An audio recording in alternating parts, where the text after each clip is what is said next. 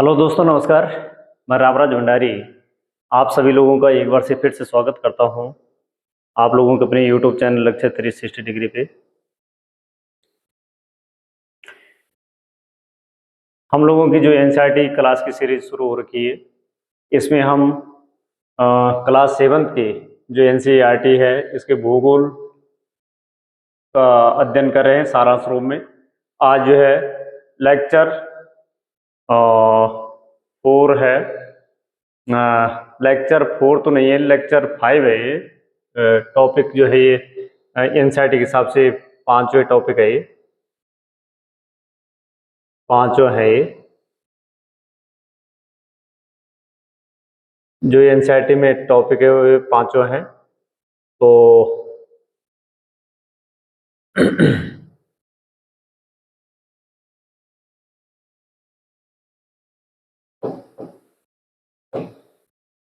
Five,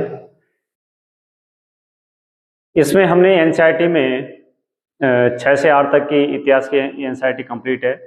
9th और 10th की भूगोल की कंप्लीट है।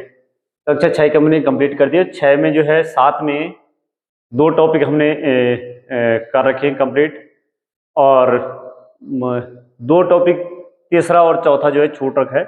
और आज हम देख रहे हैं 5वें टॉपिक, और तीसरा और चौथा जो है बहुत जल्दी उसको भी जो है उसकी वीडियो आप लोगों को मिल जाएगी। तो आज जो है 5वां टॉपिक, हम इसमें जो है कक्षा 6 से 12 तक एनसीईआरटी की संपूर्ण जानकारी जो हम प्राप्त करेंगे वो प्रतियोगी परीक्षाओं के लिए जो अति महत्वपूर्ण सारांश रूपी उपयोगी विषय वस्तु के रूप में प्राप्त करेंगे। और इसमें जो विषय वस्तु रहेगी, जो हमारा सिलेबस रहेगा, इतिहास, भूगोल, राजनीति विज्ञान और अर्थशास्त्र, इन सभी विषयों की जो वीडियो होगी, जो हमारे लिए परीक्षा के लिए महत्वपूर्ण, वहाँ से क्या जो है तथ्य बन सकते हैं। और हमारे जो यहाँ पर जो एनसीईआरटी की सीरीज चल रही है, यहाँ पर तथ्यों पे रटने पे फोकस नहीं है, बल्कि यहाँ पर जो है समझने पे फोकस है। तो आप लोग जो है इसको देखिए, आप लोग जो है इससे लाभान्वित जरूर हुए, और अधिक से अधिक अपने जो जानने वाले हैं उन लोगों को भी आप लोग भेजें। तो आज हम जो है जल, और जल यहाँ पर हम कक्षा 7 की एनसीईआरटी में जल को पढ़ रहे हैं। जल के बारे में, जल हमें जो है कहाँ कहाँ वो मिलता है, प्राप्त होता है, जल हमें जो है किन के रूपों में मिलता है, इसके सभी रूपों को देखेंगे। और सागरों में कितना है, महासागरों में कितना है, यहाँ भूमिगत कितने वाष्प जो है, जल वाष्प में कितना है, और फिर जो है इसके जो हिमानियों में ये कितना जल है, तो इसके बारे में हम देखेंगे। कक्षा 10 में और कक्षा जो है 12 में जल के बारे में वहां पर भी है, लेकिन वहां पे जल एक संसाधन के रूप में हम वहां पे पढ़ेंगे कि जो जल संसाधन है उसका किस प्रकार से उपयोग करना है। वहां पर जो है जल टॉपिक आएगा, लेकिन जल संसाधन के रूप में आएगा। और इस टॉपिक को जो है शुरू करते हैं। यहाँ पर जो है ये पिक्चर भी लगी हुई है, यहाँ पर जो है वर्षण दिखाए गए, संघनन दिखाए गए, वाष्पीकरण दिखाए गए, वहां दिखाए गए हैं। तो इसको भी हम जो है समझेंगे। अब जल के बारे में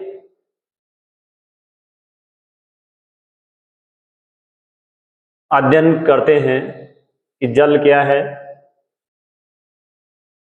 तो जल के बिना, तो हम बार बार कहते हैं कि जल ही जीवन है, जल ही सब कुछ है, बिना जल के जो है कुछ भी नहीं हो सकते, ना जो है वनस्पति हो सकती, कोई जीव जंतु, कोई प्राणी रह सकते हैं।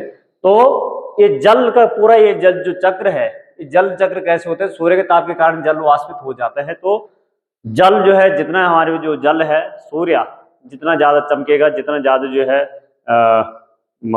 सीधे चमकेगा, सूर्य की जो है जितनी रोशनी, वो जो है गर्मी सूर्य को, जल को मिलेगी, जितना ज्यादा जल वाष्पित होगा उतना जो है सूर्य ताप के कारण जल क्या हो जाएगा, उतना ज्यादा वाष्पित होगा। जितना जो है ज्यादा सूर्य तपेगा उतना ज्यादा जल वाष्पित होगा। तो जल का वाष्प बनेगा। तो यहाँ पर जो है पिक्चर में दिया गया है, यहाँ पर जो है दिखाए गए, यहाँ पर बादल दिखाए गए हैं, वर्षा दिखाई गई है, और भूमि दिखाई गई, वन दिखाए गए, सागर में जो है पानी दिखाए गए, जल चक्र दिखाए गए इसमें। तो ये जल चक्र किस प्रकार से, यहाँ पे जो है पानी है, यहाँ पर सूर्य की गर्मी से पानी क्या होगा, वाष्पीकरण होगा। वाष्पीकरण से फिर इसके क्या होगी, एक संघनन की प्रक्रिया होगी, और संघनन प्रक्रिया से फिर जो है बारिश होगी, बादल बनेंगे। संघनन की प्रक्रिया में जो है यहाँ पर बादल बनेंगे, बादल से जो है ये फिर बरसेगा, बरसात होगी और बरसात होकर के फिर क्या करेगा, भूमि में बहेगा और भूमि में बह करके जो है नदियों में, नदियों से फिर जो है छोटी धाराओं से फिर बड़ी धारा में, बड़ी धारा से फिर जो है सागर महासागर में जाएगा और फिर जो है ये वही चक्र चलता रहेगा। एक जो है ये पूरा चक्र चलेगा, ये वाष्पीकरण होगा, संघनन होगा, वर्षण होगा और फिर जो है जमीन पे आएगी, जमीन फिर भर बहेगा और यहाँ पर जो है फिर ये क्या हो जाएगा, ये एक चक्र चलता रहेगा। तो अब जो है जल के बारे में हम देखते हैं कि जल के बारे में यहाँ पर जो है क्या बताया गया है, तो हमारी परीक्षक दृष्टि से क्या महत्वपूर्ण है। तो ठंडा होने पर जल वाष्प संघनित होकर बादल के रूप ले लेते हैं। जब जो है जल ठंडा हो जाता है तो ये संघनित होकर के क्या बन जाएगा, बादलों के रूप ले लेंगे। जैसे हम जो पानी को गर्म करते तो पानी को गर्म करके उसमें जो है वो भाप में बदल जाते हैं और भाप बदल करके वो फिर जो है जैसे ठंडे के संपर्क में आते हैं तो उससे जो है पानी की बूंदें बन जाती है। तो यही बादलों का रूप ले लेता है। यहाँ से यह वर्षा, हिम अथवा सहिम वृष्टि के रूप में धरती या समुद्र पर नीचे गिरता है। तो कहा जा रहा है कि यहाँ पे जो है किसी रूप में भी नीचे गिर सकता है, वर्षा के रूप में गिर सकता है, ओले के रूप में गिर सकता है, हिम के रूप में गिर सकता है। तो ये किसी न किसी रूप में फिर जो है धरती पे गिरेगा, धरती या समुद्र पर नीचे गिरेगा, कहीं ना कहीं ये जो है समुद्र पे गिरेगा। और आज हम इस क्लास में जब जो है इस टॉपिक का जो है अंत होगा, ये टॉपिक जो है समाप्ति पे होगा, तो उस समय हम जितनी महासागरीय धाराएं हैं उन धाराओं को पढ़ेंगे। बहुत डीप में तो नहीं पढ़ेंगे, लेकिन इतना जो है पढ़ेंगे कि जो परीक्षा की दृष्टि से हमारे लिए उपयोगी रहेगा, परीक्षा की दृष्टि से हमारे लिए जो है सहायक होगा और बहुत अच्छे से हम उसमें याद ज्यादा रटने की जरूरत नहीं पड़ेगी, हम आसानी से उसे समझेंगे। जिन धाराओं को हम जो है गर्म और ठंडी जल धाराओं को जो है रटते जाते हैं और फिर जो है परीक्षा में जो है कंफ्यूज हो जाते हैं कि गर्म धारा है, ठंडी धारा है, ये किस सागर की, किस महासागर की धाराएं हैं, तो इसको भी हम उसमें देखेंगे। तो इसको जो है आप लोग क्लास में अंतिम तक बने रहे और इससे जो है हम सिर्फ मैं बार बार कहता हूँ कि हमारा रटने पे फोकस नहीं रहता बल्कि समझने पे फोकस रहता है, ताकि हम चीजों को समझ भी जाएं और परीक्षक के लिए हमारे लिए हम परीक्षा के लिए जो है अपने लिए जो आवश्यक यहाँ से जो सामग्री है उसको जो है हम ले भी ले, तो यहाँ से प्राप्त कर ले। जिस प्रक्रम में जल लगातार अपने स्वरूप को बदलता रहता है और महासागरों, वायुमंडल एवं धरती के बीच चक्कर लगाता रहता है, उसको जल चक्र कहते हैं। तो ये कहा जा रहा है कि जिस प्रकार से जो है अपने स्वरूप को बदल रहा है, कभी पानी बन रहा है, कभी जो वाष्प बन रहा है, फिर संघनित होकर के फिर बादल बन रहा है, फिर वर्षा हो रही है और कहीं जो है ये हिम के रूप में, कहीं पे जो है ये जो है जल के रूप में। तो ये जो है इसे पूरा कहा जा रहा है कि ये एक जल चक्र है। हमारी पृथ्वी थलशाला के समान है। जो जल शताब्दियों पूर्व उपस्थित था वही आज भी मौजूद है। ये कहा जा रहा है कि ये जो है हमारी पृथ्वी एक थलशाला, थलशाला क्या होते हैं, थलशाला होती है जैसे आपके पास जो है कोई कांच का जार है और उस जार में क्या करो कि उस जार में थोड़ा सा जो है मिट्टी डाल दो नीचे और उसमें कोई पौधा लगा दो, उस पौधे में लगा कर उसमें थोड़ा पानी डाल दो और उसमें पानी दे करके उसे क्या कर दो कि ढक्कन से उसे बंद कर दो ऊपर से। अब ढक्कन से उसे वो बंद करो तो वहां पर क्या होगा, उसे सूर्य के प्रकाश में रख दो। सूर्य के प्रकाश में रखने से क्या होगा, वहां वो जो है वो जो जल है अंदर, वहां क्या होगा कि वहां उससे जो जल वो सूर्य के प्रकाश से गर्म होकर के वाष्प बनेगा और वाष्प बन करके जैसे ऊपर वो ढक्कन पे आएगा तो वहां जो है वो कंडेंसन की जो प्रक्रिया है, संघनन की जो प्रक्रिया है वो होगी वहां पर, उससे वाष्प बन करके और ऊपर जो है वो ठंडे के संपर्क में जैसे आएगा वैसे जो है वो उसे पानी की बूंदे वो बनेगी और पानी की बूंदे बन करके वो फिर क्या होगा, वही पानी की बूंदे नीचे टपकती रहेगी और वो जो है एक प्रक्रिया, वो जो है एक चक्र चलता रहेगा। वहां एक बार पानी उसमें आ गए तो उसके बाद जो है वो पानी गर्म होगा, वाष्पीकरण होगा, वाष्पीकरण के बाद संघनन होगा, संघनन के बाद वहां पे पानी वो बन करके वहां पे वर्षा, वहीं पे पानी वो जो है गिरता रहेगा। तो ये कहा जा रहा है कि थलशाला के समान है। जो जल हमारे पास शताब्दियों से उपस्थित था वही आज भी मौजूद है, यानी वही जल चक्र वही चल रहा है। लेकिन हो सके वो जो है कभी कहीं रहा होगा, हो सके वो कहीं अमेजन नदी में रहा होगा किसी समय, और आज जो है वो वही जल भारत में बरस रहा है।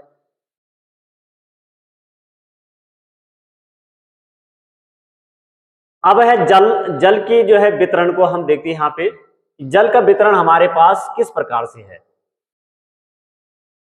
टोटल जल कितना है हमारे पास और किस प्रकार से वितरित है। तो अलवण जल के मुख्य स्रोत नदी। अलवण, जिस जल में लवण की मात्रा बहुत कम है, यानी वो जो है कैसा पानी, मीठा पानी, यानी उसमें खारापन नहीं है, जिसमें जो है लवण की मात्रा बहुत ज्यादा है उसे कहते हैं खारा पानी। तो अलवण जल जैसे जो है पीने योग्य पानी, लवण जल वो जो है पीने योग्य पानी नहीं होता है, तो हमारे किसी काम का है नहीं, क्योंकि हमें जो है पानी सबसे ज्यादा आवश्यकता होती है पीने के लिए, नहाने के लिए।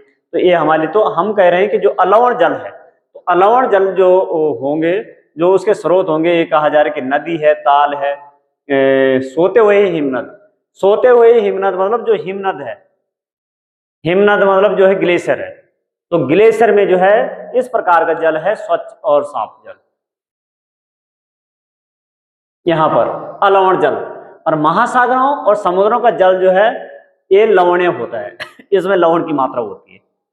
अभी इसमें जो है अधिकांश जो होगी, इनमें अधिकांश नमक सोडियम क्लोराइड या खाने में उपयोग किया जाने वाला नमक होता है। तो इनमें सागरों और महासागरों का नमक कैसा होता, ये पीने योग्य नहीं होता है। तो ये जो है कहा जा रहा है कि ये जो है लवण युक्त लवणीय जल है और ये पीने योग्य जल नहीं है। तो यहाँ पे कहा जा रहा है कि पृथ्वी की सतह पर 3/4 भाग जल से घिरा हुआ है। हम जानते हैं कि 3/4 भाग जो है पृथ्वी की जो पूरी सतह है इस पे जल से घिरा हुआ, 3/4 भाग।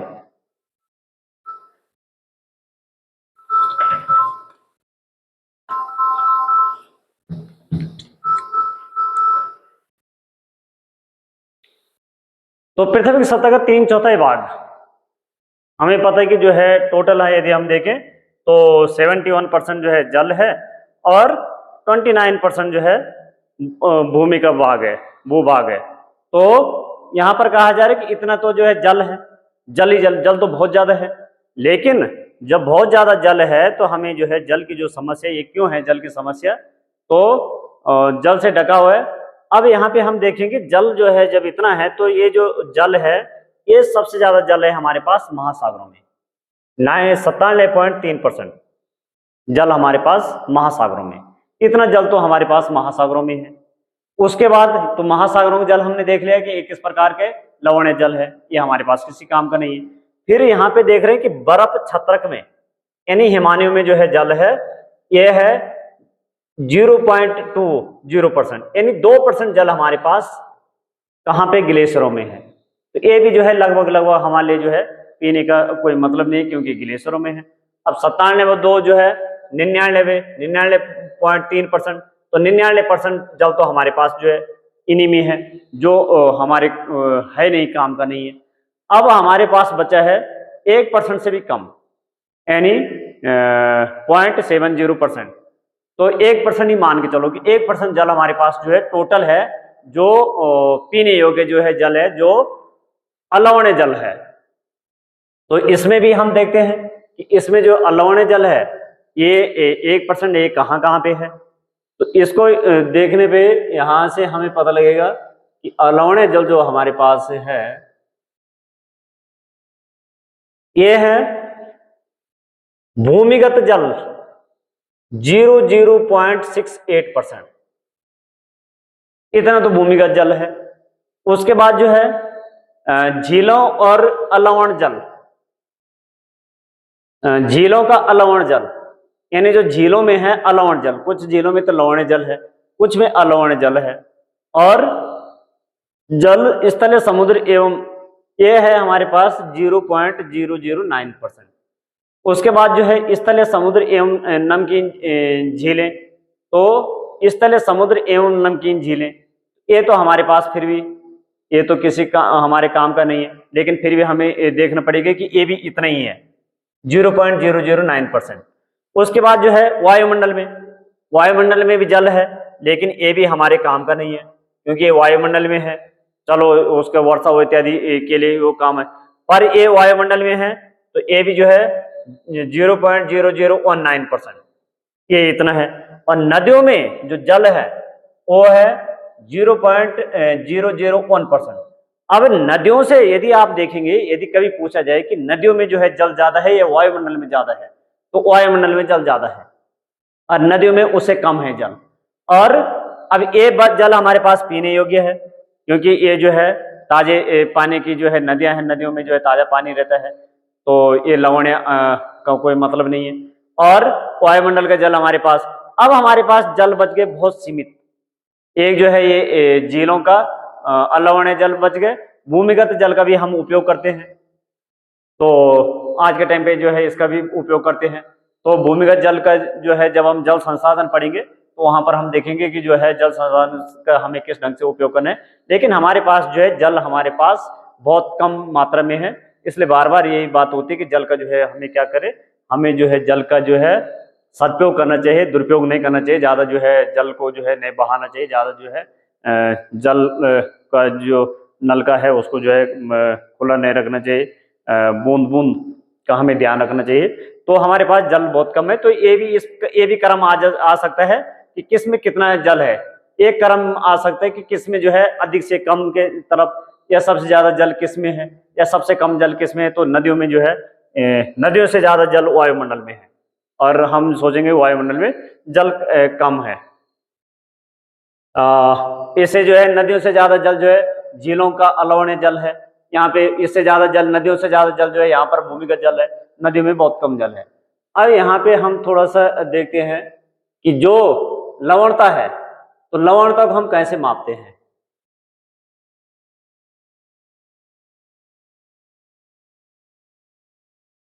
लवणता 1000 ग्राम जल में मौजूद नमक की मात्रा होती है।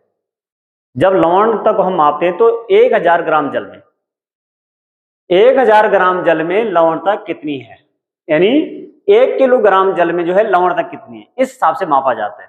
तो 1000 महासागर की औसत लवणता कहा जा रहा है कि 35 भाग प्रति 1000 ग्राम, यानी प्रति 1000, यानी 1000 ग्राम में 35 भाग है महासागर के जल में लवणता। अब ये जो है इसके लिए जब हम जो है लवणता देखते हैं, तो जब इसको परसेंट में लिखते हैं तो हम लिखते हैं कि जैसे हम लिखेंगे कि यहाँ पर किसी जो है महासागर में लवणता, इजराइल के मृत सागर में 340 ग्राम प्रति लीटर लवणता होती है। 340 का मतलब है कि यदि हम इसको देखेंगे तो 1000 ग्राम जो है इसका परसेंटेज निकालेंगे तो 34% होगा। तो 34% हम लिखेंगे इसको 34%, 34%, डबल जीरो लगाएंगे यहाँ पे प्रतिशत में, जैसे यहाँ इसमें भी रहता है यहाँ पर भी रहता है। तो 34%, 34%। अब ये जो 34% है तो जो है, क्योंकि हम 1000 से देख रहे हैं, 100 पे जो है जब हम देखते हैं तो एक यहाँ पर एक रहती है जीरो, लेकिन यहाँ पर हम 1000 से देख रहे हैं तो दो जीरो आएंगे इसमें। पर 100 पहले जब हम 100 पे परसेंट मानो 100 से, पर 100 पे, लेकिन यहाँ पर क्या है 1000 से, तो पर जो है 1000 पे देख रहे हैं हम, तो इसलिए जो है यहाँ पर डबल जीरो आएगी। तो इस बात का आप लोग हमेशा ध्यान रखना, यदि कहीं पर ऐसा वो पूछे कि इस प्रकार का होगा कि इतने परसेंट है, तो एक कहीं पर जो है ये वाला चिन्ह होगा सिर्फ परसेंट वाला, कहीं पे जो है डबल वाला, तो आप लोग ध्यान रखना कि जो है लवणता ये वाला जो चिन्ह होगा सही होगा। तैराक इसमें अब कहा जा रहा है कि मृत सागर में लवणता कितने, इजराइल के मृत सागर में लवणता 340 ग्राम प्रति लीटर लवणता होती है। तैराक इसमें पलाव कर सकते हैं, यानी तैराक इसमें आराम से तैर सकते हैं। क्यों तैर सकते हैं? क्योंकि नमक की अधिकता संगन बना देती है। तो इस सागर को जो है, इस जल को नमक की सघनता क्या करती है, नमक की मात्रा इसमें अधिक होने के कारण ये सघन हो जाता है।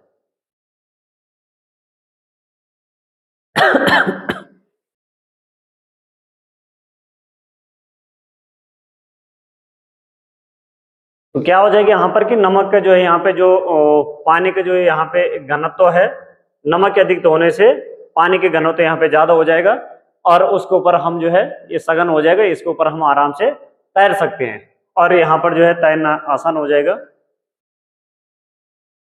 अब यहाँ पे थलशाला भी दे रखी, छोटे घर के पौधे रखने का कृत्रिम अहाता होता है, और कृत्रिम उसमें जो है उसे जो है थलशाला कहते हैं। अब यहाँ पे दे रखे हैं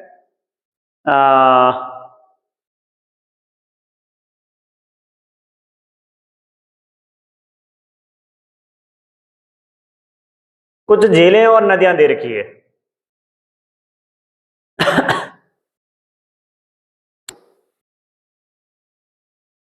झीलें और नदियां दे रखी है, तो इसको जो है आप लोग हम जो है कक्षा 7 की वो अभी एनसीईआरटी देख रहे हैं, और हम जो है आने वाले टाइम में जैसे ये जो है ये एनसीईआरटी कंप्लीट हो जाएगी 6, 7, 8 और 9, 10 की, तो विश्व के जितने हमारे जो है महाद्वीप है, सबका अध्ययन हम अलग अलग से करेंगे। तो उसमें जो है उस महाद्वीप में कौन सी झीलें हैं, कौन सी पर्वत है, कौन सी नदियां हैं, कौन से जो है वहाँ पे जनजाति है, कौन से जो है वहाँ पे पठार है, सब अलग अलग से पढ़ेंगे। उस समय हम यहाँ पर जो है यदि अभी देखेंगे तो ये ज़्यादा हो जाएगा। तो इस समय थोड़ा सा देखेंगे कि जैसे यहाँ पर जो है ये उत्तरी अमेरिका है, ये दक्षिण अमेरिका, यहाँ पे जो है प्रशांत महासागर है। प्रशांत महासागर की आकृति मैंने आप लोगों को बताई थी। तो इसकी आकृति किस प्रकार की है?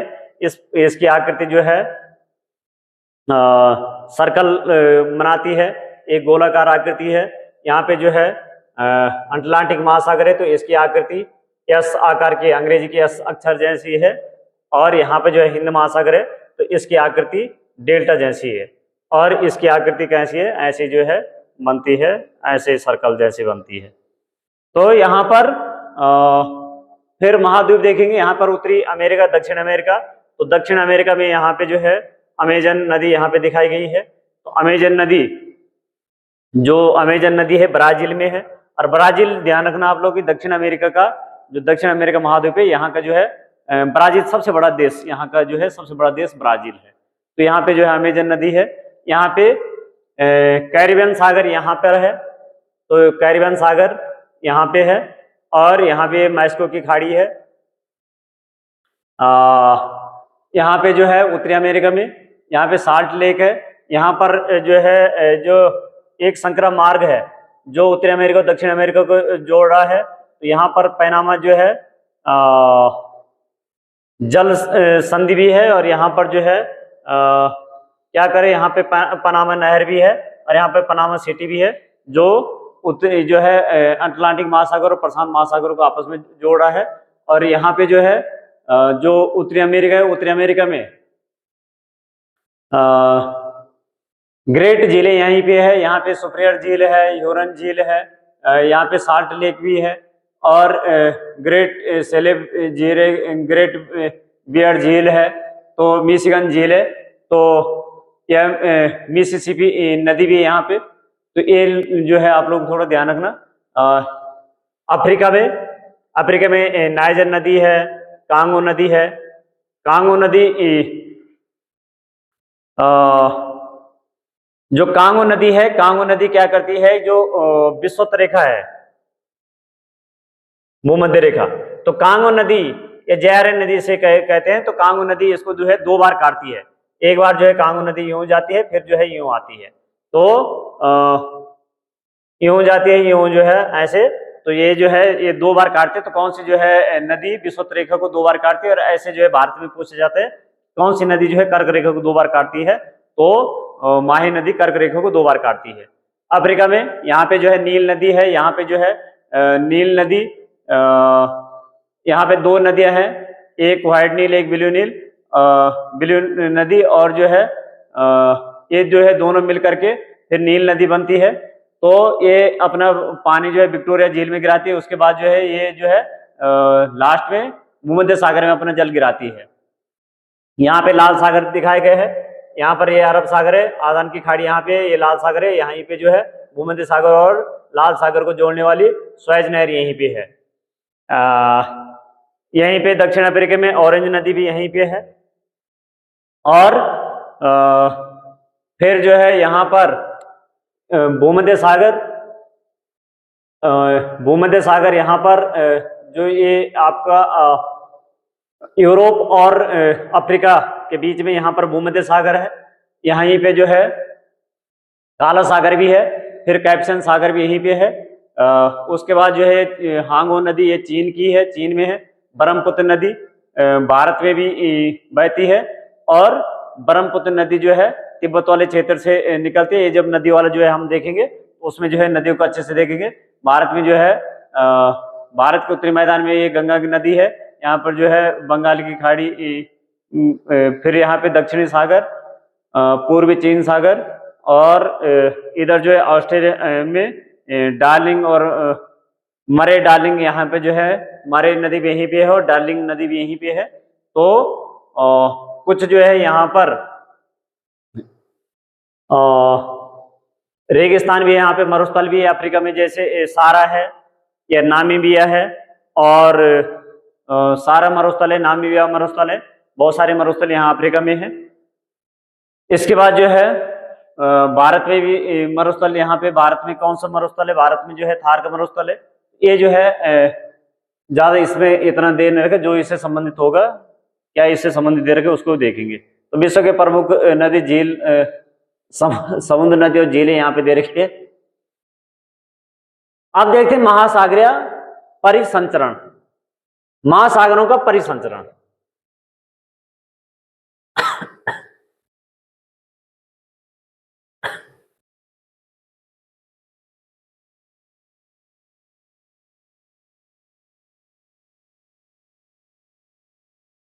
तो ताल एवं झील के शांत जल के विपरीत महासागर जल का जल हमेशा गतिमान रहता है, यह काफी शांत नहीं रहता है।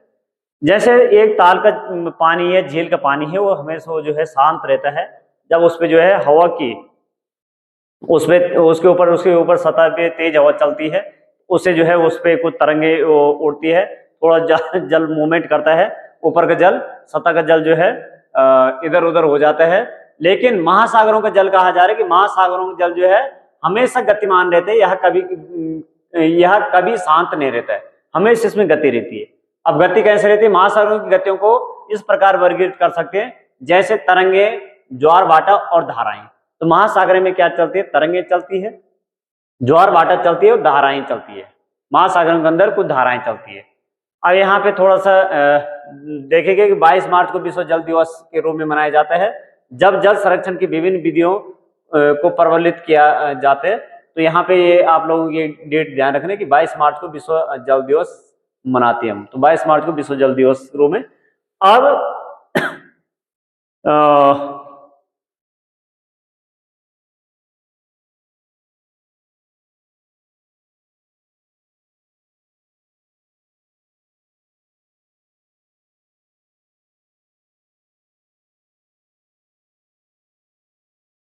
तूफान में तेज वायु चलने पर विशाल तरंगें उत्पन्न होती है, जिसके कारण अत्यधिक विनाश हो सकता है। अब कहा जा रहा है कि तूफान में तेज वायु चलने के कारण, तूफान में जैसे महासागर में जब जो है महासागर में क्या वायुमंडल में जब तूफान आता है, तो तूफान से क्या हो जाता है कि तेज वायु चलती है, और तेज वायु चलने से विशाल तरंगे उत्पन्न होते हैं। तो महासागर के ऊपर जो है, महासागर का पानी भी जिस तरफ के लिए जो है हवा का मूवमेंट होगा, उसी तरफ के लिए चलेगा।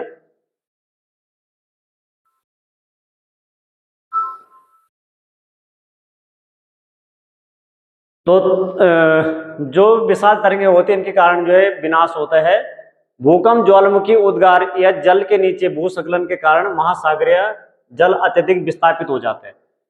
सबसे ज्यादा महासागर का जल विस्थापित मतलब जो है, उसमें जो तरंगे आती है, ऊपर उड़ती है, या उसमें लहरें आती है, वो सबसे ज्यादा या तो समुद्र के अंदर, महासागर के अंदर भूकंप आ गया, या ज्वालामुखी उद्गार हो गया, या कहीं पे भूस्खलन हो गए महासागर के अंदर ही। तो क्या होगा इसके कारण कि महासागरीय जल अत्यधिक विस्थापित होगा, यानी उसमें ज्यादा जो है ऊंची लहरें आएगी, और उससे सबसे ज्यादा नुकसान होगा। जिसके परिणाम स्वरूप, इसके परिणाम स्वरूप कहा जा रहा है कि यदि ऐसी स्थिति बनती है तो 15 मीटर तक की ऊंचाई वाली विशाल ज्वार तरंगे उठ सकती है, जिसे सुनामी कहते हैं। ज्वार और भाटा आप लोगों ने सुना होगा, तो पढ़ा है। तो ज्वार तरंगे यानी ज्वार का मतलब लहरों का जो है ऊपर उठना, और भाटा मतलब पीछे की तरफ जाना। तो जब जो है यहां पर कहा जा रहा है कि इनके कारण यदि ऐसा होता है, तेज वायु से तो उतना ज्यादा नहीं, लेकिन यदि भूकंप आ गए, ज्वालामुखी उद्गार हो गए, जल के जो है कहीं जल के नीचे भूस्खलन हो गया, तो इसके कारण प्लेटें जब आपस में टकरा गई है, और वहां पे जो है कहीं प्लेटें आपस में टूटी, या प्लेटें जो है एक प्लेट नीचे धंस गई, तो इसके कारण क्या हो जाएगा, ये महासागर का जल बहुत ज्यादा विस्थापित होगा, और उसके कारण क्या होगा कि इसके परिणाम स्वरूप 15 मीटर ऊंचाई तक वाली विशाल ज्वारें तरंगे उठ सकती है, जिसे सुनामी कहते हैं। तो इसे सुनामी कहते हैं। 2004 के सुनामी से भारत के तटीय क्षेत्रों में अत्यधिक विनाश हुआ था। 2004 में जो है सुनामी आई थी। वैसे सुनामी जो है बहुत बार आती रहती, लेकिन यहाँ पर जो है हिंद महासागर में कम आती है। तो यहाँ पर जो है 2004 में भारत के तटीय क्षेत्रों में बहुत अधिक विनाश हुआ था। सुनामी के बाद अंडमान और निकोबार द्वीप समूह में इंदिरा पॉइंट डूब गया था। तो जो इंदिरा पॉइंट था ये जो है 2004 की सुनामी में डूब गया था। इतना भयंकर जो है सुनामी आई थी, इतना भयंकर जो है इतना विशाल भूकंप था समुद्र के अंदर, जिससे जो है सुनामी आई थी। और सुनामी आने से बहुत सारे क्षेत्र जो है क्या हो गए कि वहां पर जो है डूब गए। वहां पर जो है बहुत जान माल की भी हानि हुई है। लोग जैसे पहले जो है समुद्र का पानी जो है पीछे की तरफ फटा और लोग उसको देखने के लिए जो है उस तरफ लोग जो है गए। तो लोगों को ये समझ नहीं आ रहा था कि ऐसा जो है क्या हो रहा है। लोग जो है उस नज़ारे को देखने के लिए और ज्यादा जो है आगे की तरफ गए, समुद्र की तरफ चले गए। फिर जब पानी पीछे की तरफ जब जो है तट की तरफ आया तो बहुत ज्यादा इसमें विनाश हुआ। जब समुद्री सतह पर पवन बहती है तब तरंगे उत्पन्न होती है। जितनी ही तेज पवन बहती है तरंगे भी उतनी ही बड़ी होगी। तो तरंगे उतनी ज्यादा बड़ी होगी जितनी ज्यादा तेज पवन है। तो इसके कारण जो है ये तरंगे उत्पन्न होगी और सुनामी जो है इसके कारण आएगी। भूकंप, ज्वालामुखी उद्गार या जो है जल के नीचे भूस्खलन के कारण होगी। अब ये जो सुनामी है ये कहा जा रहा है कि सुनामी पृथ्वी का तांडव है। पृथ्वी में तांडव मच जाता है। तो पृथ्वी में क्या तांडव मच जाएगा? घर है या नाव इत्यादि है, ये तो जो है जैसे खिलौने होते, खिलौने हवा में जैसे झूलते हैं वैसे ये सारे हवा में खिलौने क्या जैसे कागज उड़ते हैं ऐसे ही उड़ने लगेंगे। तो 26 दिसंबर 2004 को हिंद महासागर में सुनामी तरंगे अथवा पोताश्रय तरंगे, इन्हें पोताश्रय तरंगे भी कहते हैं, सुनामी तरंगों को के कारण अत्यधिक विनाश हुआ था। पोत जहां पर जो है पानी के जहाज रुकते हैं तो वहां पर इनका जहां पर आश्रय है रुकने का, और उस तरफ जब तरंगे आए तो इसलिए इन्हें पोताश्रय तरंगे कहते हैं। ये तरंगे उस भूकंप का परिणाम थी। इस समय क्या आई? भूकंप आया। और ये जो है भूकंप का परिणाम का कहा जा रहा है। जो भूकंप कहाँ था? जिसका अधिकेंद्र सुमात्रा की पश्चिमी सीमा पर था। भूकंप का अधिकेंद्र, केंद्र फोकस और अधिकेंद्र जो है एपिसेंटर। तो इसका जो अधिकेंद्र था ये कहां था? सुमात्रा की पश्चिमी सीमा पर था। इस भूकंप की तीव्रता रिक्टर स्केल पर 9 मापी गई। बहुत जो है बड़ा भूकंप था ये, बहुत विनाशकारी भूकंप था। और ये किस कारण से हुआ? भारतीय प्लेट बर्मा प्लेट के नीचे धंस गई थी। तो भारतीय प्लेट जो मूवमेंट कर रही है यूरेशियन प्लेट से भी टकरा रही है और बर्मा प्लेट से भी टकरा रही है, और बर्मा प्लेट के नीचे जो है भारतीय प्लेट धंस रही है। तो इसके धंस गई थी और समुद्र तल में अकस्मात उत्पन्न हो गई थी। तो समुद्र तल में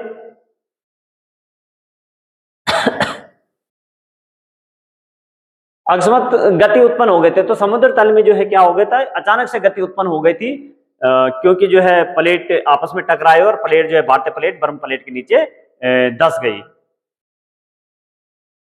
भारतीय प्लेट जो है ये बर्मा प्लेट के नीचे, ये इसके नीचे जो है चली गई थी, धंस गई थी। इस कारण यह भूकंप आया। यह सुनामी लगभग 800 किलोमीटर प्रति घंटे की गति से आया।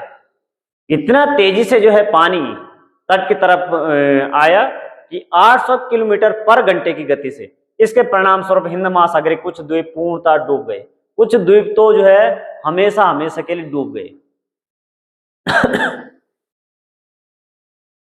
भारतीय सीमा पर घूर दक्षिणी बिंदु, जो सबसे दक्षिणी बिंदु था इंदिरा पॉइंट, जो अंडमान निकोबार द्वीप समूह में स्थित, पूरी तरह से डूब गया। और वो जो है आज तक जो है वो डूबा हुआ है। सुनामी जापानी भाषा का शब्द है, इसको आप लोग ध्यान रखना, जिसका अर्थ है पोताश्रय तरंगे, क्योंकि सुनामी आने पर पोताश्रय नष्ट हो जाते हैं। जहां पर जो है समुद्री जो जहाज है वो रुकते हैं, वो जो है जहां पर वो जो है किनारे आते हैं वो जो है नष्ट हो जाते हैं, इसलिए इन्हें पोताश्रय तरंग कहते हैं। अब सुनामी के बारे में जो है इसके जो है रिजल्ट क्या हुआ? तो इसके परिणाम स्वरूप जो 2004 में सुनामी आई थी, इसके कारण क्या हुआ कि फलस्वरूप जो है 10,000 से भी 10,000 से भी अधिक लोगों की मृत्यु हो गई और 1 लाख से अधिक घर प्रभावित हुए। भारत में कहाँ कहाँ पे जो है लोग प्रभावित हुए, तो आंध्र प्रदेश के तटीय प्रदेश, तमिलनाडु, केरल, पुदुचेरी, अंडमान और निकोबार द्वीप समूह सर्वाधिक जो है सबसे ज्यादा प्रभावित हुए। यद्यपि पहले से भूकंप का अनुमान लगाना संभव नहीं है, फिर भी बड़ी सुनामी के संकेत 3 घंटे पहले मिल सकते हैं। तो कहा जा रहा है कि जो भूकंप का अनुमान लगाना संभव नहीं, फिर भी बड़ी सुनामी का संकेत 3 घंटे पहले बड़ी सुनामी का संकेत मिल सकता है। प्रशांत महासागर में प्राथमिक चेतावनी की ऐसी प्रणाली क्रियाशील है। अब ये कहा जा रहा है कि प्रशांत महासागर में तो है, लेकिन हिंद महासागर में सुविधा ही नहीं है, क्योंकि हिंद महासागर में जो है ये भूकंप वाली जो गतिविधियां हैं ये बहुत कम होती है, तो इस कारण यहाँ पे सुनामी बहुत कम आती है। तो प्रशांत महासागर में जो है भूकंप वहां पर बहुत आते हैं, वहां पर जो है प्लेट जो विवर्तनिक है वो होती रहती है, तो इस कारण वहां पे जो है ज्यादा होता है, हिंद महासागर में कम है, तो इसलिए वहां पर जो है ये प्रणाली क्रियाशील है। प्रशांत महासागर की तुलना में हिंद महासागर में सुनामी कभी कभी ही आती है। तो कहा जा रहा है कि जो है प्रशांत महासागर की तुलना में हिंद महासागर में कभी कभी ही सुनामी आती है, क्योंकि यहाँ भूकंप क्रिया बहुत कम होती है, तो इसका कारण ये है। सुनामी आने का प्रथम संकेत यहाँ होता है कि तटीय क्षेत्र में जल में तेजी से कमी आती है और फिर विनाशकारी तरंगे उठने लगती है। तो सबसे पहले क्या होता है कि सुनामी का हमें जो है कैसे पता लगेगा,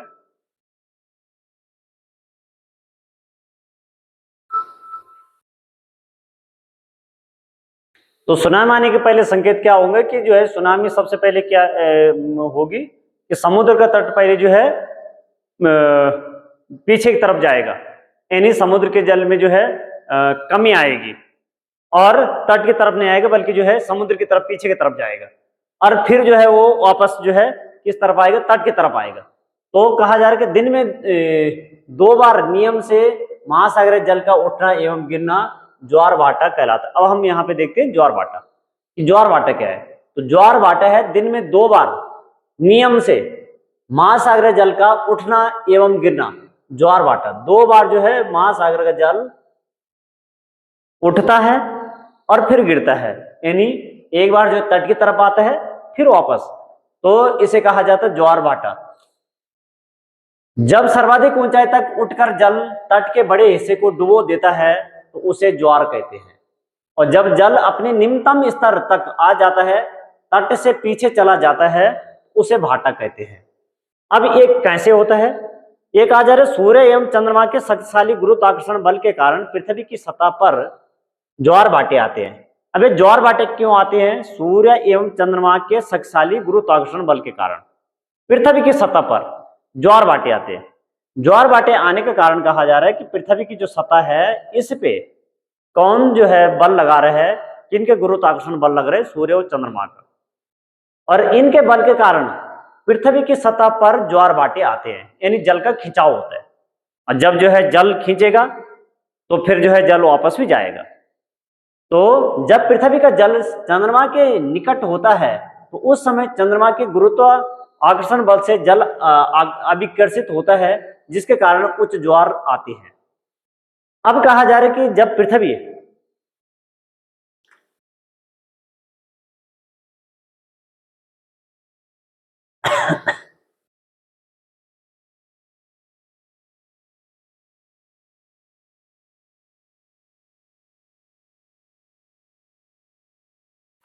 थोड़ा से समझने की कोशिश करते हैं कि ज्वार भाटा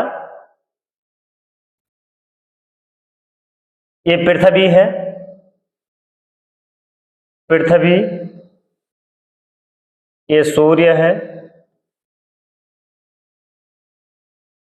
और यहां है चंद्रमा।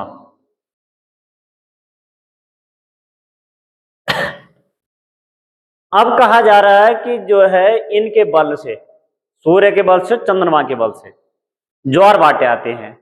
तो जब ये जो है क्या करेंगे, कभी तो ऐसी स्थिति बनेगी कि एक सीध में होंगे, कभी ऐसी स्थिति बनेगी कि सूर्य जो है ये पृथ्वी है, सूर्य जो है इधर आ गया, या चंद्रमा जो है ऐसी स्थिति बन रही है कि एक यहाँ पर है, एक यहाँ है, एक यहाँ है, अलग अलग स्थिति बनती रहेगी। तो जब ये तीनों मान के चले कि आमने सामने है, तो ये आमने सामने हैं, तो ये क्या करेगा, यहां से सूर्य का गुरुत्वाकर्षण बल, तो जल का खिंचाव इस तरफ के लिए हो जाएगा, और यहां से चंद्रमा का गुरुत्वाकर्षण बल है, जल का खिंचाव इस तरफ के लिए हो जाएगा। यानी दोनों ही तरफ पे जो है बल काम करेगा, इधर के लिए भी जो है जल का खिंचाव होगा, इधर के लिए भी जल का खिंचाव होगा।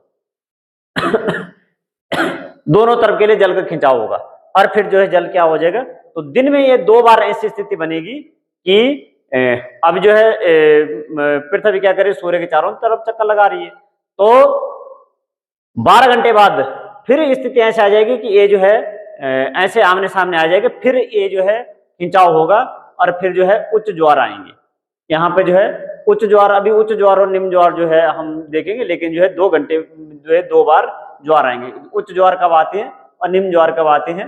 अब यहाँ पे कहा जा रहा है कि जब सर्वाधिक ऊंचाई पर उठकर जल, ये तो हमने देख लिया है, सूर्य एवं चंद्रमा शक्तिशाली गुरुत्वाकर्षण बल के कारण पृथ्वी की सतह पर ज्वार भाटे आते हैं। जब पृथ्वी का जल चंद्रमा के निकट होता है, जब कहा जा रहा है कि पृथ्वी किसके नजदीक होगी, चंद्रमा के निकट होगी, तो निकट होते हैं, तो उस समय चंद्रमा के गुरुत्वाकर्षण बल से जल अविकर्षित होता है, जिसके कारण उच्च ज्वार आता है। तो उच्च ज्वार तब आएगा जब चंद्रमा जो है पृथ्वी के नजदीक होगी। तो पृथ्वी के नजदीक होगी तो पृथ्वी जो है चंद्रमा के नजदीक है, वैसे भी सूर्य दूर है, तो ज्यादा जो है गुरुत्वाकर्षण बल लगेगा, और यहां पर उस समय आएगा उच्च ज्वार। उस समय आएगा उच्च ज्वार। पूर्णिमा एवं अमावस्या के दिनों में सूर्य, चंद्रमा एवं पृथ्वी तीनों एक सीध में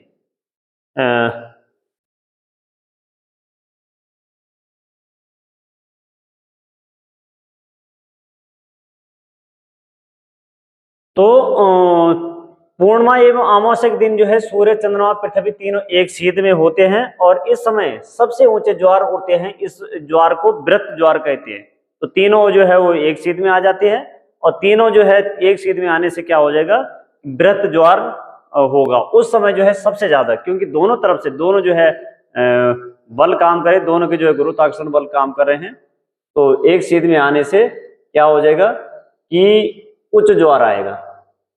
अब यहां पे देख लेते हैं, कुछ यहां पे इमेज दे रखी है, लघु ज्वार की इमेज दे रखी है। लघु ज्वार भाटा, सूर्य जो है यहां पर है, पृथ्वी ये है, और चंद्रमा ये है। तो इधर के लिए जो है सूर्य का गुरुत्वाकर्षण बल यहां से काम कर रहा है, इधर से जो है चंद्रमा का गुरुत्वाकर्षण बल काम कर रहा है। इधर के लिए हम देखें ये जो है पृथ्वी है, और यहाँ जो इसका जल का खिंचाव है वो ज्यादा है, जबकि सूर्य की तरफ कम है। तो इस समय जो है लघु ज्वार आएंगे, क्योंकि इनका विपरीत दिशा के लिए लग रहा है बल। तो विपरीत दिशा के लिए बल लग रहा है, तो इस समय लघु ज्वार आएंगे। अब यहाँ पे देखते हैं कि वृत्त ज्वार, यहाँ पे जो है चंद्रमा है, ये पृथ्वी है, और इधर सूर्य है। तो ये चंद्रमा है, इधर सूर्य है, ये पृथ्वी है। तो इस समय क्या होगा कि ये जो है ये स्थिति जो बन रही है, तो इस समय जो है क्या हो जाएगा कि इस समय जो है दोनों का बल काम कर रहा है, सूर्य के वो चंद्रमा का बल काम कर रहा है। तो इस समय आएंगे बृहत ज्वार, बड़े ज्वार आएंगे। तो बड़े ज्वार आएंगे तो ये जो है 12 घंटे बाद फिर आएगा, एक दिन में जो है 2 बार आएगा। तो सूर्य की जो है ये चारों तरफ चक्कर लगा रही है, तो चारों तरफ चक्कर लगा करके 12 घंटे में ये क्या हो जाएगी, पृथ्वी कहाँ आ जाएगी, पृथ्वी जो है घूम करके ये आ चुकी है, यहाँ आ चुकी है, और चंद्रमा इधर चले गए हैं। तो यहाँ पर भी जो है इस प्रकार की स्थिति बनेगी। तो यदि चंद्रमा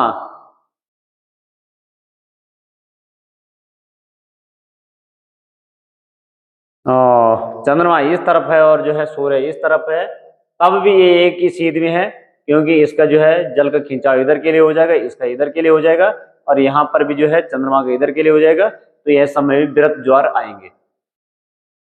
अब लघु ज्वार कब आते हैं, ये हमने देख लिया कि जो वृत्त ज्वार आते हैं ये पूर्णिमा और अमावस्या के दिन आते हैं, क्योंकि इसी दिन जो है सूर्य, चंद्रमा और पृथ्वी एक सीध में आते हैं, और इस दिन जो है लघु ज्वार आते हैं। जब चंद्रमा अपने प्रथम और अंतिम चतुर्थांश में, प्रथम चतुर्थांश और अंतिम चतुर्थांश में होता है तो चांद एवं सूर्य का गुरुत्वाकर्षण बल विपरीत दिशाओं में महासागरीय जल पर पड़ता है। तो यहाँ पे कहा जा रहा है कि जब जो है क्या होंगे, प्रथम चतुर्थांश में, चतुर्थांश मतलब चौथा अंश, सूर्य एक चौथाई जो है चांद अपने प्रथम चतुर्थांश और अंतिम चतुर्थांश में होता है। अंतिम जो है वो जो है चौथे हिस्से में और पहले वाले में। तो यहाँ पे कहा जा रहा है कि चांद एवं सूर्य के गुरुत्वाकर्षण बल क्या हो जाएगा, ये जो है गुरुत्वाकर्षण बल विपरीत दिशाओं में महासागरीय जल पर पड़ता है, क्योंकि एक सीध में नहीं होते। परिणाम स्वरूप जो है निम्न ज्वार, इसके रिजल्ट से क्या होगा, निम्न ज्वार भाटा आता है। ऐसे ज्वार को लघु ज्वार भाटा कहते हैं। तो उच्च ज्वार नौ संचालन में सहायक होते हैं। जो उच्च ज्वार कहा जा रहा है कि जो उच्च ज्वार आते हैं नौ संचालन में सहायक होते हैं, ये जल स्तर को तट की ऊंचाई तक पहुंचाते हैं। उच्च ज्वार जब आते हैं तो नौ संचालन में क्या होता है कि जल के स्तर को कहां पहुंचाते हैं, ये ऊंचाई तक पहुंचाते हैं, क्योंकि इसमें लहरें ऊंची आती है, ये जहाज को बंदरगाह तक पहुंचाने में सहायक होते हैं। कुछ स्थानों पर ज्वार भाटे से होने वाले, अब कहा जा रहा है कि कुछ स्थानों में हमारे जो है जो पानी के जहाज है वो तट पे खड़े हैं, तट पे नहीं पहुंच पा रहे, उच्च ज्वार आए और उस कारण क्या हो गए, वो सीधे तट पे आ गए। और जब जो है फिर वो जो है तट पे है और उसको जो है वहां से जो है सामान उसमें भर दिया है या सामान उतार दिया है, अब उसको फिर से वापस ले जाना है। तो जैसे उच्च ज्वार आएंगे उसी ज्वार के साथ पानी चढ़ेगा और उसके साथ ही फिर जो है जहाज भी, जैसे पानी उतरेगा उसके साथ ही जहाज भी वापस जाएगा। तो कुछ स्थानों पर ज्वार भाटे से होने वाले जल के उतार चढ़ाव का उपयोग विद्युत उत्पादन के लिए भी किया जाता है। तो कुछ जगहों पे जो है जब पानी आएगा और जो है वहां पे टरबाइन लगा रहे कि पानी जो है आया तेजी से, तो उस पे जो है गिरा, तो कहा जा रहा है कि उससे जो है क्या हो जाएगा, वहां पे टरबाइन घूमेगा और बिजली भी उत्पादन होगी। अब यहाँ पे महासागरीय धाराएं, तो महासागरीय धाराएं के पहले आया था महासागरीय धाराओं के बारे में कि महासागरीय धाराएं कैसे स्थिर नहीं रहती, महासागरीय के अंतर्गत जो है संचरण होता रहता है। जैसे जो है झीलों का पानी है या तालाबों में पानी वो स्थिर रहता है, लेकिन महासागरों का पानी जो है स्थिर नहीं रहते, तो यहाँ पर कुछ जो है धाराएं में वो बहते रहते हैं। तो महासागरीय धाराएं निश्चित समय महासागरीय सतह पर नियमित रूप से बहने वाली जल की धाराएं होती। महासागरीय धाराएं गर्म या ठंडी हो सकती है। अब कहा जा रहा है कि ये महासागरीय धाराएं कैसी है, ये नियमित रूप से बहने वाली है, निश्चित दिशा में बहती है और सतह पर नियमित रूप से बहने वाली जल धाराएं होती है। महासागरीय धाराएं कहा जा रही है कि गर्म हो सकती है और ठंडी भी हो सकती है, ये दोनों प्रकार की हो सकती है। तो अब गर्म और ठंडी का मतलब कि ऐसा नहीं कि बहुत गर्म पानी है उसमें, यह बहुत ठंडा पानी है। जो वहां का जो सामान्य समुद्र का पानी उस क्षेत्र का है, उस पानी से थोड़ा सा जो है या तो ठंडी होगी या तो गर्म होगी उससे। तो यहाँ पे कहा जा रहा है कि ये जो है गर्म हो सकती है, ठंडी हो सकती है। सामान्यतः गर्म महासागरीय धाराएं भूमध्य रेखा के निकट उत्पन्न होती है एवं ध्रुवों की ओर प्रभावित होती है।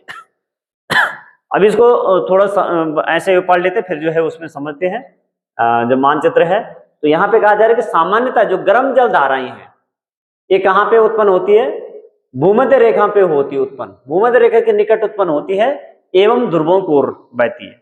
अब भूमध्य रेखा के तरफ क्यों उत्पन्न होती है, भूमध्य रेखा में जो है हमेशा सूर्य जो है सीधा चमकता है। कर्क रेखा से मकर रेखा के बीच में सूर्य जो है वर्ष वर्ष सीधा चमकता है, तो वहां पर हमेशा क्या रहती है, वहां पे गर्मी रहती है, उस क्षेत्र में गर्मी रहती है। तो उस क्षेत्र में जो पानी होगा वो भी गर्म होगा, तो गर्म जो पानी होगा तो कहा जा रहा है कि सामान्य रूप से ये जो है महासागरीय धाराएं भूमध्य रेखा के निकट उत्पन्न होती है। जो गर्म महासागरीय धारा होगी वो भूमध्य रेखा के निकट होगी, जितनी भी जो है गर्म सागरीय महासागरीय धारा होगी वो भूमध्य रेखा के निकट होगी, नजदीक होगी, उससे जो है 10-20 डिग्री उत्तर दक्षिण की तरफ होगी।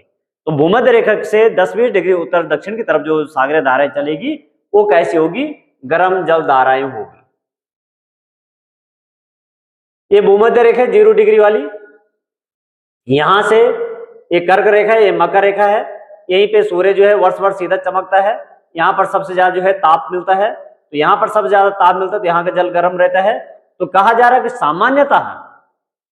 सामान्यता जो है जो महासागरीय धारा वो गर्म धारा इस क्षेत्र में ही है, इस क्षेत्र में यहाँ उत्पन्न होती है, और वो जो बहती है ये ध्रुवों की तरफ बहती है, या तो इस तरफ के लिए बहेगी या तो इस तरफ के लिए बहेगी। ऐसे में बहेगी, इधर के लिए ध्रुवों की तरफ ऐसी बहेगी। तो ध्रुवों की तरफ जो है बहेगी और भूमध्य जो रेखा है यहां से बहेगी, यहां उत्पन्न होगी। अब ध्रुवों पे हमेशा ठंडा है, वहां सूर्य की किरण सीधी नहीं पड़ रही है, तो ठंडी जलधारा वहां से ही बहेगी, वहां से बहेगी। लेकिन ऐसा भी नहीं है कि एकदम वहां से बहेगी, कुछ जो है अन्य जगह उत्पन्न होगी, उनको भी देखेंगे हम। ठंडी धाराएं ध्रुवों या उच्च अक्षांशों से उष्ण कटिबंधीय या निम्न अक्षांशों की ओर बहती है। अब कहा जा रही है जो ठंडी धाराएं है ये बहती है ध्रुवों से। ये जो है नॉर्थ पोल है, ये साउथ पोल है। अब कहा जा रहा है कि ठंडी धाराएं यहां से ध्रुवों से बहेगी भूमध्य रेखा की तरफ, इधर के लिए बहेगी, यूं बहेगी, इधर के लिए ऐसे आएगी। तो कहा जा रहा है कि ये क्या है, ये ठंडी धाराएं ध्रुवों या उच्च अक्षांशों। अब उच्च अक्षांशों मतलब ये तो हमने कहा 0 डिग्री है, यहाँ पे कहा हमने जो है 10 डिग्री है, 20 डिग्री है, 30 डिग्री है, 40 है, और यहां तक पहुंचते पहुंचते हम कहा ये 90 डिग्री है। तो उच्च जो है इधर के लिए हो गए, इधर के लिए बढ़ रहा है, यहाँ तो इधर के लिए तो घट रहा है, तो बीच के जो है भूमध्य रेखा की तरफ शून्य हो रहा है। ऐसे इधर के लिए भी जो है बढ़ेगा, यहाँ पे 10, 20, 30, 40, 50, 60 और यहाँ पे 90 डिग्री हो जाएगा। तो उच्च अक्षांशों जो है ध्रुवों से जो है भूमध्य रेखा से ध्रुवों की तरफ उच्च अक्षांश है, और निम्न अक्षांश जैसे जैसे हम ध्रुवों की तरफ आएंगे वैसे से निम्न अक्षांश है। तो कहा जा रहा है कि उच्च अक्षांशों से उष्ण कटिबंधीय या निम्न अक्षांशों, उच्च अक्षांशों से बहेगी उष्ण कटिबंध। उष्ण जहां पर जो है उष्ण कटिबंध, जो हमने जो है ताप कटिबंध बांटे हैं, तो जहां पर ये उष्ण कटिबंध ये वाला क्षेत्र है, तो यहाँ पे हमेशा गर्मी रहती है, उष्ण कटिबंध, या इसे कहा जा रहा है निम्न अक्षांश, क्योंकि निम्न अक्षांश वाले की ओर बहती है। अब कहा जा रहा है कि लैब्राडोर महासागर धाराएं शीत जलधारा होती है, जबकि गल्फ स्ट्रीम गर्म जलधारा होती है। इसको थोड़ा सा बस सिर्फ यहाँ पर ऐसे समझ लो, अभी हम जो है मानचित्र से समझेंगे, अभी सिर्फ जो है याद करने के लिए या ऐसे समझ लो। लैब्राडोर जलधारा महासागरीय धाराएं, एक बहुत बार ये पूछी जाती है कि लैब्राडोर किस प्रकार की जलधारा है, तो ये कहा जा रहा है कि शीत जलधारा होती है। जबकि गल्फ स्ट्रीम, ये भी बार बार परीक्षा में पूछा था कि 3 जो है गर्म जलधारा देंगे और कहेंगे उसमें से एक जो है ठंडी जलधारा, इनमें कौन सी ठंडी जलधारा है, या 3 ठंडी की जलधारा देंगे, इनमें से कौन सी गर्म धारा है, या जो है प्रशांत महासागर की कौन सी धारा है, या जो है अटलांटिक महासागर की कौन सी धारा है, हिंद महासागर की कौन सी धारा है, इसको हम अभी देखेंगे। महासागरीय धाराएं किसी क्षेत्र के तापमान को प्रभावित करती है। अब कहा जा रहा है कि जिस क्षेत्र में वो धारा बह रही है, जहां जो है जिस क्षेत्र में ठंडी जल धारा बह रही है, वहां के तापमान को क्या करेगी, वहां के तापमान को गिरा देगी। और जहां से गर्म जल धारा बह रही है और पता लगा वहां जो ठंडा क्षेत्र है, तो वहां के तापमान को क्या कर देगी, वहां के तापमान को बढ़ा देगी। तो जिस स्थान पर गर्म एवं शीत जल धारा मिलती है, अब कहा जा रहा है कि जहां पर गर्म और शीत जल धारा मिलेगी, वहां पर कहा जा रहा है कि वहां विश्व भर में सर्वोत्तम मत्स्य क्षेत्र उत्पन्न माना जाता है। वहां पे सबसे अच्छा मछली जो है पालन का क्षेत्र, मत्स्य क्षेत्र, सबसे ज्यादा मछली जो है वहां पर मिलेगी, जहां पे जो है शीत और गर्म जल धारा मिलेगी। जापान के आसपास एवं उत्तर अमेरिका के पूर्वी तट इसके मुख्य उदाहरण है। अब कहा जा रहा है कि इसके उदाहरण, मुख्य उदाहरण है, एक तो जापान के आसपास और एक जो है उत्तरी अमेरिका के पूर्वी तट। उत्तरी अमेरिका के पूर्वी तट, इसमें मानचित्र में हम इसे समझेंगे, उत्तरी अमेरिका का जो पूर्वी तट है, और जहां पर जो है कौन सी जो है जलधारा मिल रही है, जहां पर जो है लैब्राडोर मिल रही है और जहां पर जो है ये गल्फ स्ट्रीम मिल रही है, दोनों मिल रही है वहां पर, ये वहां पर जो ये मिल रही है, तो कहा जा रहा है कि ये इसके उदाहरण है।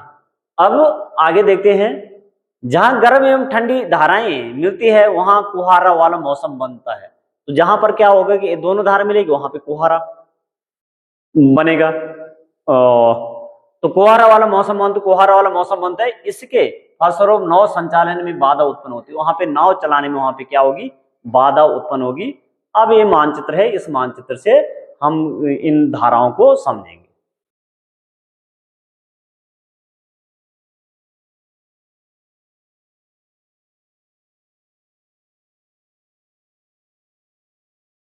इसमें इतना ही दे रखा है, यही मानचित्र दे रखे, इसमें जो है जो महत्वपूर्ण बातें थी वो ये इतनी थी, लेकिन हम इसको जो है थोड़ा सा समझने की कोशिश करेंगे।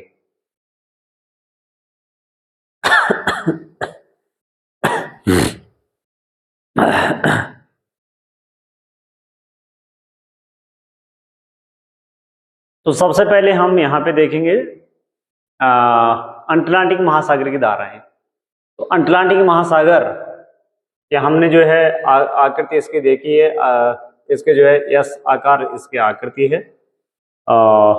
यहाँ पर ये 0 डिग्री विषुवत विषुवत से हम जब यहाँ पे देखेंगे तो यहाँ पर उत्तरी विषुवत या धारा, तो यहाँ पर उत्तरी विषुवत धारा। अब हमने देखा कि विषुवत रेखा से या भूमध्य रेखा से जो है जो गर्म जल धाराएं हैं वो भूमध्य रेखा के आसपास जो है उत्पन्न होगी।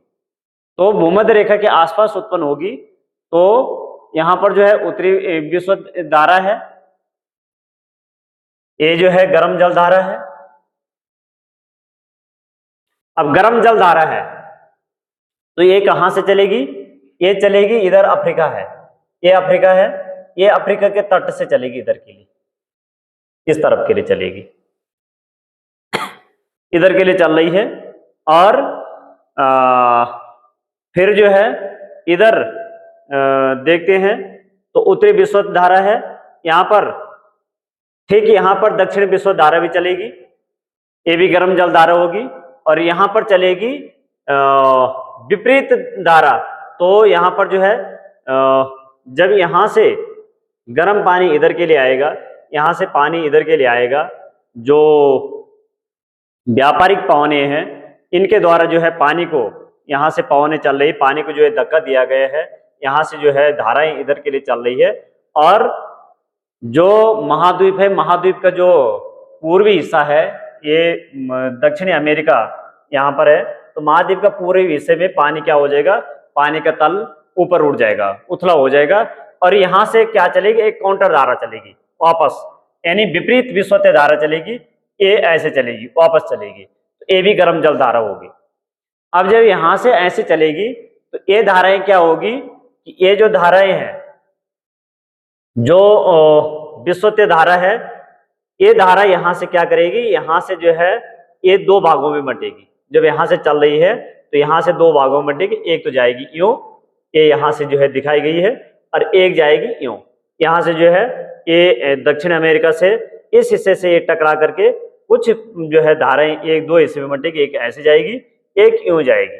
तो इधर के लिए जो जाएगी दक्षिण के लिए, यहाँ पर ये ब्राजील के तट के सारे चलेगी, और ये जो है कहा जाएगा ब्राजील की धारा, ये ब्राजीलियन धारा। और ये भी गर्म, क्योंकि यहाँ से आ रही है तो ये धारा जो है, यही धारा थी, ये 2 हिस्से में बंटी, ये ब्राजील धारा, ये गर्म धारा थी। यहाँ पे विषुवत रेखा पे धाराएं जो चल रही थी ये जो है गर्म जल धारा थी, और यहाँ से जो है ये 2 हिस्से में बंटी। एक हिस्सा जो है इसका इधर मैक्सिको की खाड़ी की तरफ गया, और एक हिस्सा इसका जो है यहाँ ब्राजील के तट के सारे यहाँ पे जो है ब्राजील की धारा। अब ब्राजील की धारा जब ये यहाँ पर 40 डिग्री के पास पहुंचती है, 40 डिग्री दक्षिण के पास पहुंचती है, अक्षांश रेखा के पास पहुंचती है, दक्षिण अक्षांश रेखा के पास पहुंचती है, तो यहां चलती है पछुआ पवने। और पछुआ पवने जब इधर के लिए चलेगी तो पछुआ पवने के चलने से ये धारा क्या हो जाएगी? ये जो है किस तरफ चलेगी?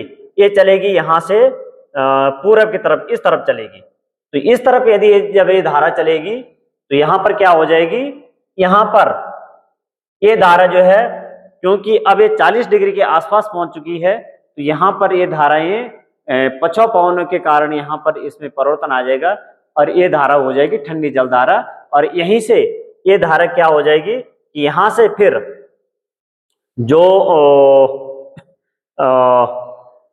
कोरलिस फोर्स है, तो कोरलिस फोर्स के कारण जो है फिर यहाँ पर देखेंगे कि यहाँ पर ये धारा जो है फिर क्या हो जाएगी कि जो अफ्रीका तट है, अफ्रीका तट के सारे ये धारा फिर इधर चलेगी, और इसे कहा जाएगा वेनेजुएला की धारा। तो ये यहाँ पे हो जाएगी ठंडी जल धारा, क्योंकि अब ये जो है जल धारा यहाँ पर शीत वाले क्षेत्र में पहुंच गई है, और यहाँ पर हो जाएगी ये ठंडी जलधारा, और यहाँ से जो है ये चलेगी। तो एक पूरा सर्कल बन जाएगा।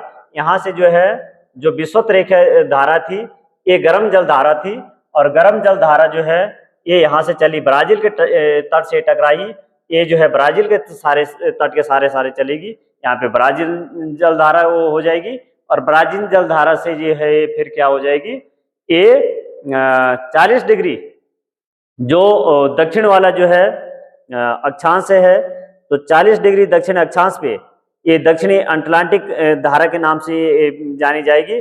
और उसके बाद जैसे इसे जो है यहाँ पर अफ्रीका का तट मिलेगा, तो अफ्रीका के तट के सारे फिर जो है ये कुछ जो है जल इधर के लिए बह रहा है, कुछ जल जो है ये इस तट के सारे, और यहाँ पे जो है वेनेजुएला की जो धारा है ये बेंगुला की धारा, तो बेंगुला की धारा के नाम से जाना जाएगा। तो यहाँ पर एक ठंडी जल धारा, तो ये एक सर्कल पूरा बन जाएगा।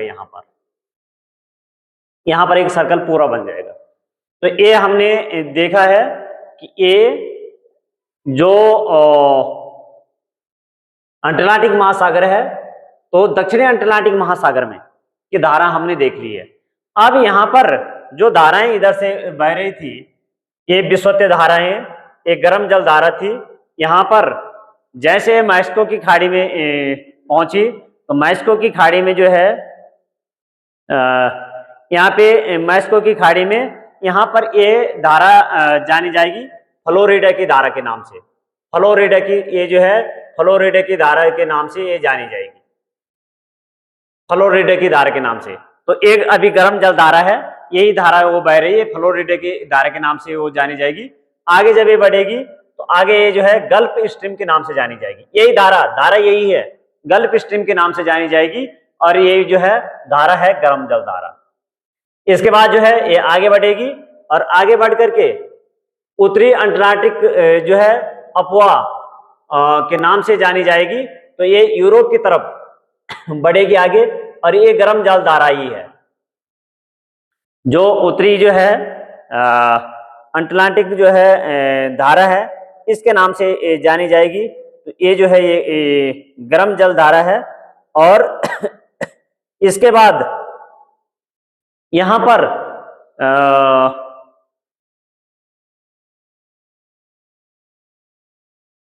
ये भी गर्म जल धारा है। यहां से ये जल धारा दो हिस्सों में बंटेगी। यहाँ पर एक जो है ये धारा आगे चल रही है, एक हिस्से इधर से है, लेकिन यहाँ पर क्या हो जाएगा, यहाँ पर जो है केनारी की जल धारा अफ्रीका के तट पे। अब ये जो है यहाँ से मूवमेंट अब क्या हो रहा है कि जब जो है ये पूर्वी हवाएं चल रही, व्यापारिक हवाएं चल रही है, इसने क्या किया, गर्म जल को जो है क्या किया है, गर्म जल को इस तरफ के लिए धक्का दिया, महासागर के पश्चिमी तट के लिए धक्का दिया, और महासागर के जो है जल इस तरफ के लिए बहा, तो नीचे से ठंडा जल ऊपर आएगा, और नीचे से ठंडा जल ऊपर आएगा, तो यहाँ पर जो है ठंडी जल धारा चलेगी। और यहाँ पे जो है जो ठंडी जल धारा चलेगी, वो जो है ठंडी जल धारा है, उसे ही कहा जाता है केनारी की धारा, जल धारा, कनारी या केनारी की जल धारा, इसे ही कहा जाता है। इसके बाद यहाँ पर ऊपर ध्रुवों से यहाँ पर आती है लैब्राडोर की जल धारा। ये है ठंडी जल धारा, क्योंकि ध्रुवों की तरफ से आ रही है, ये आ रही ध्रुवों की तरफ, तो यहाँ पे ये लैब्राडोर की जल धारा है। और लैब्राडोर की जल धारा यहाँ पर आकर के गल्फ स्ट्रीम से यहाँ पर मिलेगी, और यहाँ पर भी एक सर्कल पूरा बनेगा, यहाँ पे एक सर्कल पूरा बनेगा। तो ये पूरा सर्कल बनेगा, और यहाँ पर जो यहाँ अंदर का जो जल है ये बाहरी जल से मिक्सअप नहीं हो पाता है, तो इसे एक महासागर, इसे जो है पूरा सागर, एक सागर का नाम दिया जाता है, जिसे जो है सार्गेसो सी के नाम से जाना जाता है। और सार्गेसो सी के नाम से इसलिए जाना जाता है, यहाँ पर एक जो है जड़ विहीन घास होती है, जिस घास का नाम सार्गेसो घास है, तो उसके नाम से इसे जो है इस सागर को भी जाना जाता है। और यहाँ पर मछली पालन के लिए, यहाँ पर जो है, जो आप लोगों ने न्यू यहाँ पे ग्रांड बैंक नाम आप लोगों ने सुना होगा, यह न्यू फाउंडलैंड के नाम से आपने सुना होगा। न्यू फाउंडलैंड के पास जो यहाँ पर ग्रांड बैंक के पास जो यहाँ पे क्या हो जाते हैं, मछली पालन के लिए जो है यहाँ पर मत्स्य पालन के लिए मत्स्य यहाँ पर सबसे ज्यादा जो है उत्पादित मत्स्य पालन। यहाँ पे सब पालन क्या होता है, पालना तो हम जो है जिसको खुद पालते हैं तो वो हो गया मत्स्य पालन। लेकिन यहाँ पर सबसे ज्यादा जो है यहाँ पर मछलियां होती है, क्योंकि यहाँ पे जो है दो जलधारें, गर्म जलधारें जहाँ पे मिलती है, वहां पर हमने देखा कि मत्स्य सबसे ज्यादा वहां पे होती है मछलियां। और यहाँ पर जो है एक जो है सागर, ये सागर सारगेसो सी जो है, किस कारण से इसका नाम पड़ा है, सारगेसो घास के कारण। और इन धाराओं का आप लोग जो है ध्यान रखना कि जो है ये धाराएं कहाँ कहाँ पर इसको किस किस नाम से जाना जाता है, धारा एक ही है।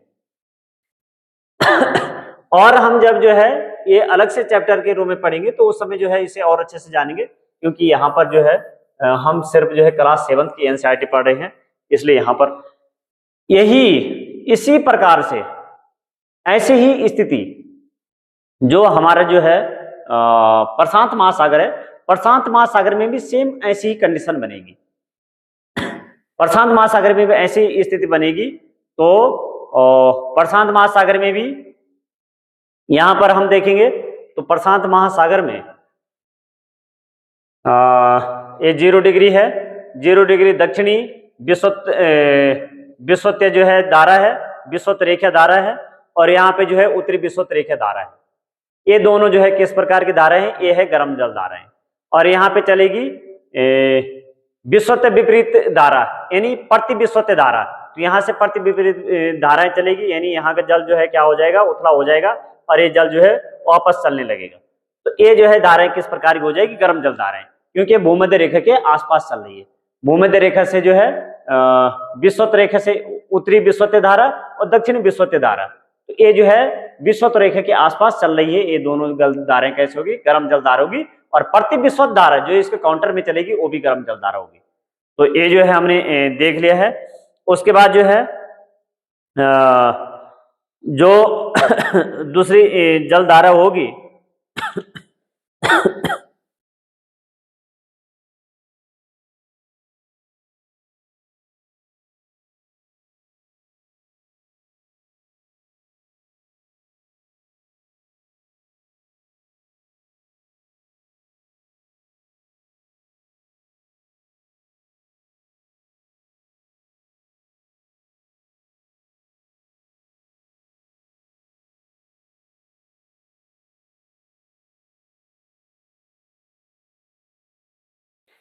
अब ये जो प्रशांत महासागर है, प्रशांत महासागर को हम ऐसे भी देखेंगे तो ये जो है दोनों तरफ के लिए है।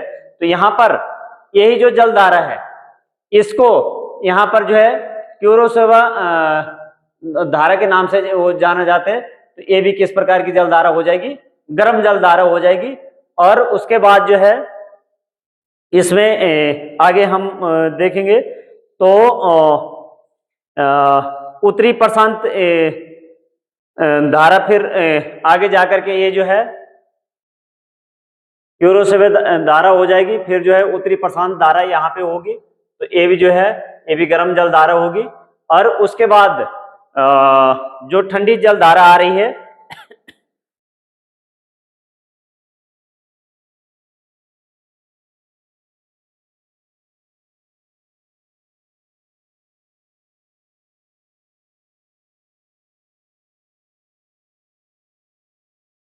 क्यूराइल ओबिसियो धारा जो है यहाँ से आ रही है, ओबिसियो धारा, क्यूराइल धारा। तो ये यहाँ पे जो है आ रही ठंडी जल धारा।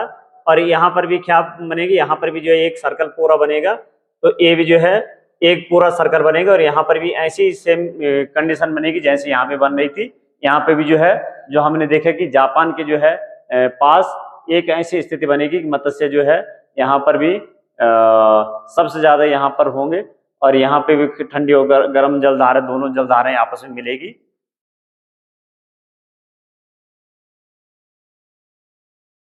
तो क्यूबोसिवर जो यहाँ पे जो है क्यूराल धारा है ये आपस में मिलेगी। और यहाँ पर क्या बन जाएगा, यहाँ पर भी जो है ग्रांड बैंक बन जाएगा। और यहाँ पर जो है जब हम देखेंगे तो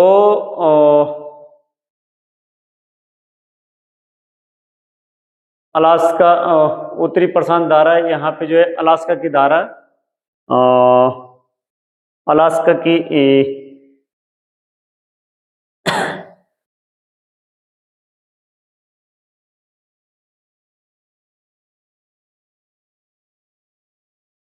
कैलिफोर्निया,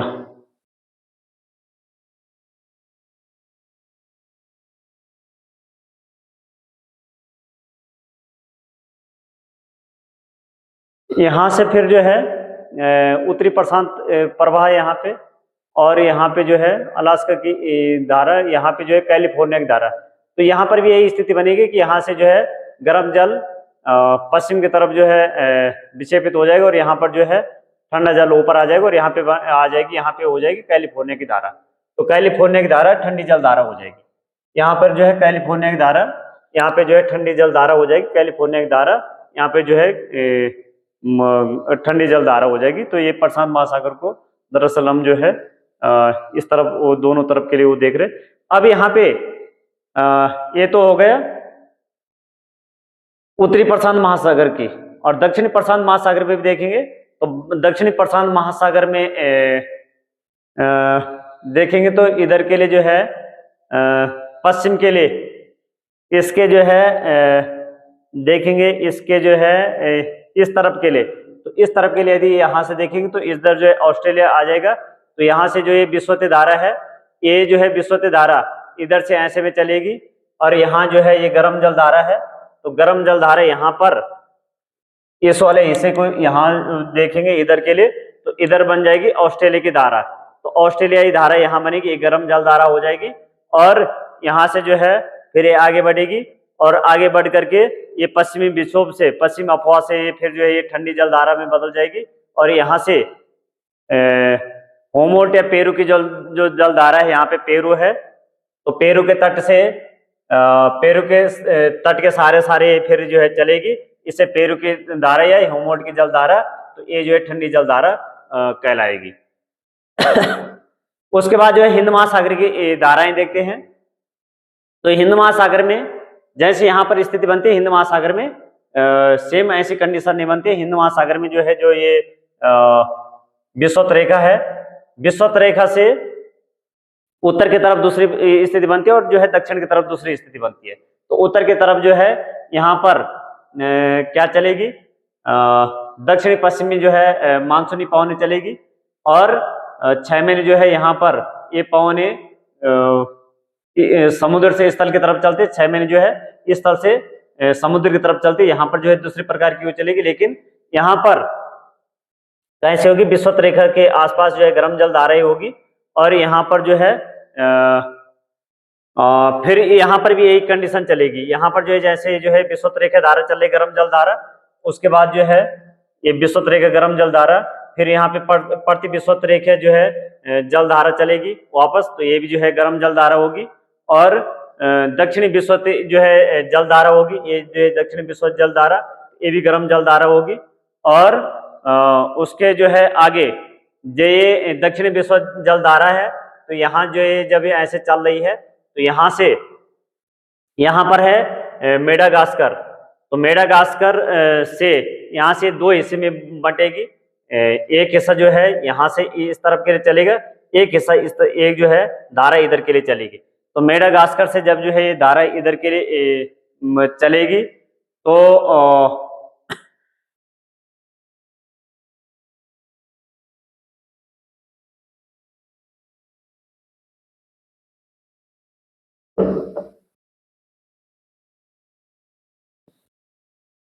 यहाँ पर ये अफ्रीका हो गया, और यहाँ पे मेडागास्कर, तो मेडागास्कर यहाँ पे ये हो जाएगी मोजाम्बिक की धारा।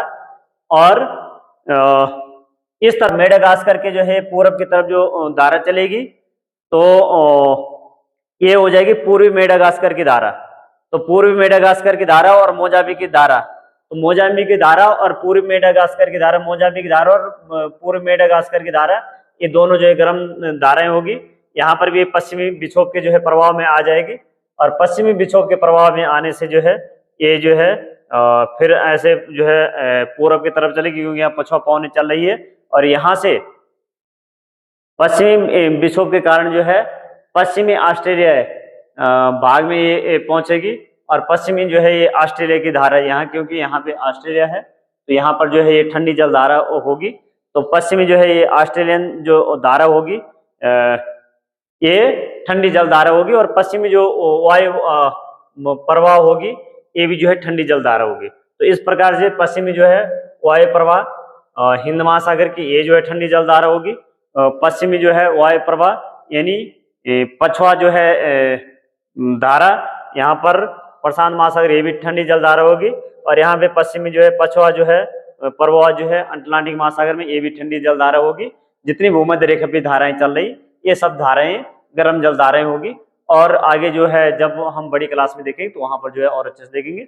आज दरअसल जो है लाइट भी बार बार डिस्टर्ब कर रही है, बार बार जो है लाइट भी जो है लाइट का आना जाना भी हो रहा है, तो इस कारण से थोड़ा डिस्टर्ब भी हो रहा है। तो आप लोग इसको जो है अच्छे से देखें, और क्लासों में हम इसको और क्लियर करेंगे। कोशिश कीजिए कि आप लोग जो है उनको नोट कीजिए, और कहाँ पे जो है ये धाराएं एक ही धारा है उसी की जो है अलग अलग जगह पे उनको अलग अलग नाम है। इसके साथ जो है बहुत बहुत धन्यवाद। आप लोग जो है इसको देखिए और अधिक से अधिक लोगों को शेयर कीजिए। Thank you.